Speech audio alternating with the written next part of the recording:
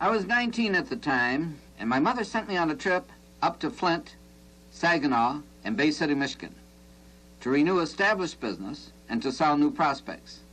Everything went fine at Flint. In Saginaw, I was in real selling trim, and my daily sales were outstanding. Since we only had 2 renewals in Bay City, I wrote to ask my mother to send notices to them so I could continue working in Saginaw. Don't run away from good fortune or success has always seemed a wise motto to me. But my mother telephoned and gave me orders to leave Saginaw and go to Bay City. I didn't want to, but I went. Orders are orders. Perhaps it was rebelliousness, although I like to consider it righteous indignation. But when I reached my hotel in Bay City, I took the 2 renewal names and threw them in the upper right-hand dresser drawer. Then I went to the largest bank and interviewed the cashier, a man by the name of Reed. I didn't know it then, but he had just been made cashier. In the course of our conversation, he pulled out a metal identification tag and said, "I've had your policy and key tag service for 15 years. I bought it originally when I was working in a bank in Ann Arbor. I was transferred here quite recently. I thanked Mr. Reed and asked for permission to speak to the others, which he granted. I let each prospect know that Mr. Reed said he had carried our service for 15 years and had granted me permission to speak to him. Results? Everyone bought. With this momentum, I kept on going from store to store, office to office. I call on banks, insurance offices, and other large institutions. I call on everyone. I just mowed them down. I averaged 48 policies per day for the 2 weeks I was in Bay City.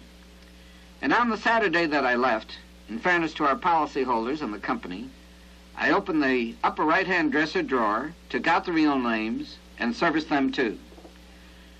The principle became crystal clear to me. Do what you're afraid to do. Go where you are afraid to go. When you run away because you are afraid to do something big, you pass opportunity by. I later realized that I'd passed opportunity by for many reasons other than fear. And although you must have experience to develop know-how, you can acquire activity knowledge if you are willing to learn from those who are willing to teach, and from the experience of others, and from books. I should have realized this before the age of 19. It seems so obvious to me now. Yet there are many teenagers who, like me at that time, drop out of high school. They have an argument with the teacher, or they don't have the right study and work habits, or they want to earn money, or they feel they're grown up, or perhaps resent regimented authority. But fortunately for me, I developed the desire and willingness to learn from those who were willing to teach and from books. And a willingness to learn can turn temporary failure into success in the long run. You've heard it said, Mother is a wonderful cook, but she can never tell me exactly how she does it. It's just a pinch of this, a dash of that, she says, but her stews, meatloaf, and biscuits are sensational every time. Mother has know-how. What's the difference between knowledge and know-how? It's often the difference between success and failure. The word know-how does not mean knowing how to do something. That's activity knowledge. Know-how is doing that something the right way with skill and effectiveness, and with a minimum expenditure of time and effort. When you have know-how, you can do that something successfully again and again. It's a habit, and it comes naturally from experience. Know-how is one of the 3 essential ingredients in the success system that never fails. But how do you develop know-how? Only by doing.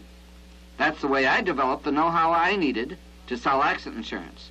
And that's the way Mother became a wonderful cook. In fact, that's the way everyone develops know-how. The experience must be your very own. I discontinued high school my junior year. I'll tell you why later. Shortly after leaving high school, I entered a night law school. At that time, it was permissible to enter the Detroit College of Law with the understanding that 4 years of high school credits would be completed elsewhere before graduating from law school. So I worked days and went to school at night. I wasn't considered a good student because I didn't get my homework in, but I did learn. and I made it a practice to learn principles. Our instructor, one of Detroit's outstanding lawyers in contract law, said in his first lecture, "The purpose of law school is to teach you where to find the law when you need it. And the school will achieve its aim if you learn that." I believed him. I accepted his statement literally.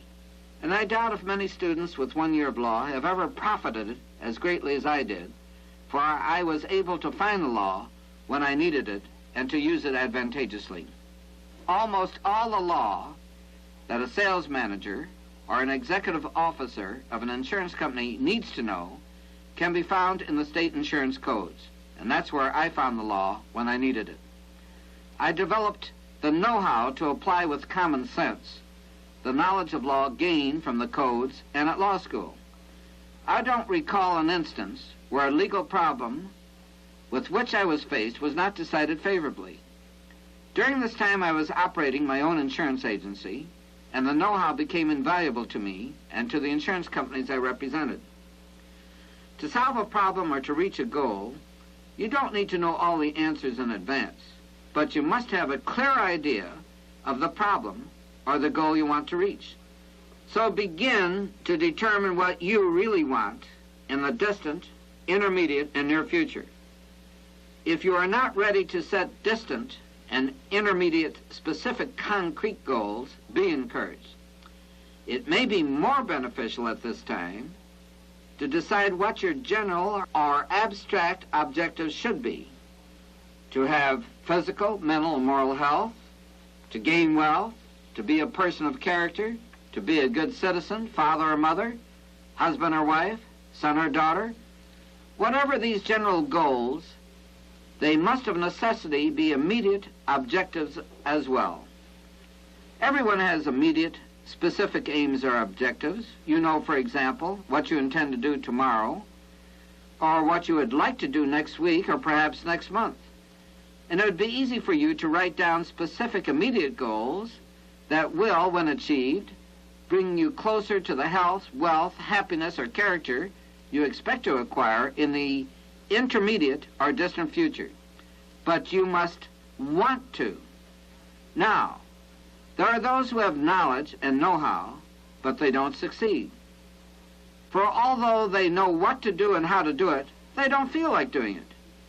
They're not inspired to action. Inspiration to action is the most important ingredient to success in any human activity. And inspiration to action can be developed at will.